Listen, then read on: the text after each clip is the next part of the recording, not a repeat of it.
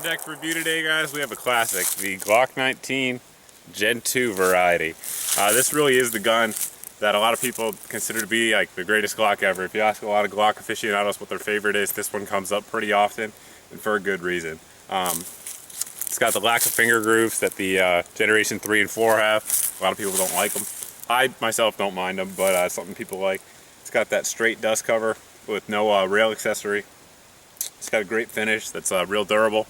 A lot of good things about this gun. We're going to go ahead and shoot it a little bit more and get into the rest of them. We're going to go ahead and run some shots here on the steel plates from the 12-meter line. See what kind of accuracy I can get out of this little gun.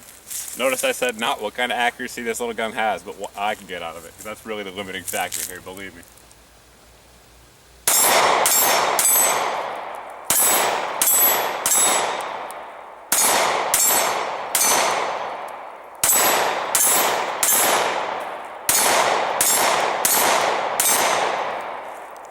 Well, I lived up to my end of the bargain today. It's 15 plus 1 capacity, as you saw there, so you get 16 rounds in a little package, a little lightweight, reliable package. More up next. We're going to go ahead and get into a breakdown of the pistol here, show you how that's done for those of you unfamiliar with it. Go ahead and depress the magazine release, pull your magazine out, inspect your chamber, make sure it's clear. It is.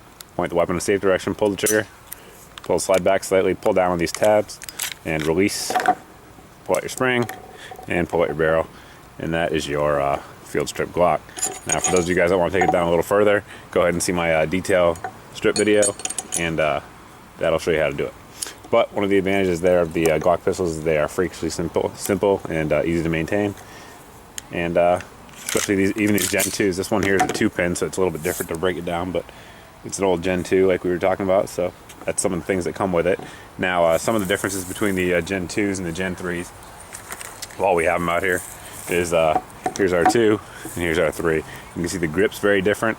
This one here has the finger grooves with the little stippling nubs there, if you will, for extra grip. A lot of people don't like that. Some people say they think the finger grooves make their the grip feel larger.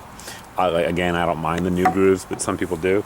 The 3rd generation here also has the white rail, so you can attach a light there, a weapons light if you so choose to, and the finish is a little different. The Gen 2 finish is good, it's an excellent finish, but in my opinion, the Gen 3 shiny Tennifer finish is the best finish I've ever seen on a firearm. It's fantastic. Gen 2 is not quite as good, and they definitely wear down a little bit more than the old Gen 3s.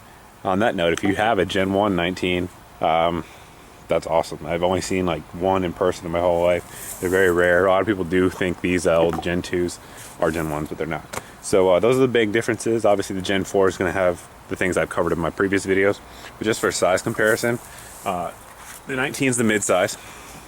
A lot of people love it. They think it's a great balance of concealed carry and full-size capacity. But here's the 17. You can see it's a little bit longer in both the slide and the grip, so you get a couple extra rounds in there. But that's how they compare in terms of generations and size. One thing I need to mention before I get into my final thoughts on the gun that everyone needs to be aware of if you're looking to buy one of these used.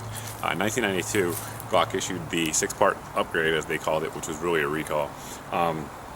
For most of the guns, the 17s and 19s in particular, but there were many others. I'll put a link at the bottom where you guys can find serial number information on that. But the 6-part upgrade was due to the gun having the potential to be fired when dropped. They upgraded it to what is essentially Glock's modern internal drop safety that they have on all their pistols now. But it included a new extractor, a spring-loaded bearing, firing pin safety, and the spring that goes along with it, the firing pin, and the trigger with trigger bar in here.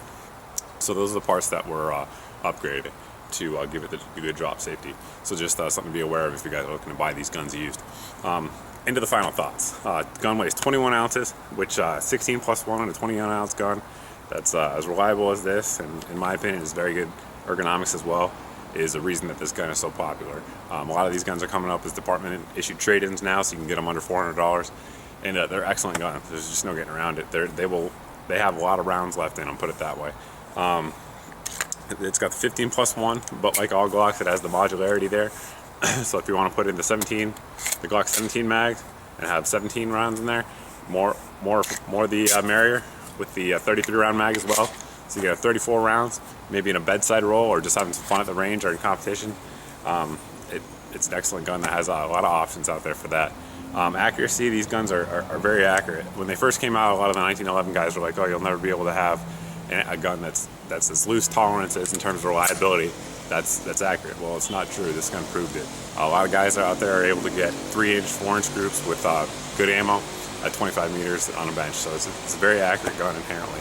It's simple, like I just talked about earlier during the disassembly. It's insanely simple, particularly considering the guns that it was competing with at the time. Nowadays, a lot of guys have copied this, a lot of manufacturers, I should say, have copied this design because it is so simple, reliable, easy to maintain. The one con I would have, I guess, about the Gen 2 Glocks, if you will, is the finish. The finish on these guns just isn't as nice as the Gen 3s, but it's still a very good finish, very durable. Put some CLP on there and you'll be good to go.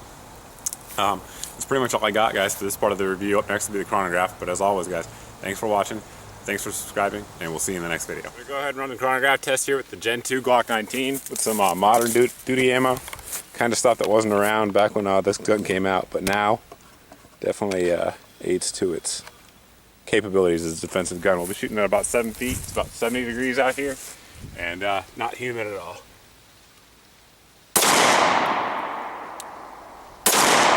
Those two are the Federal HSTs. Up next will be the gold dots.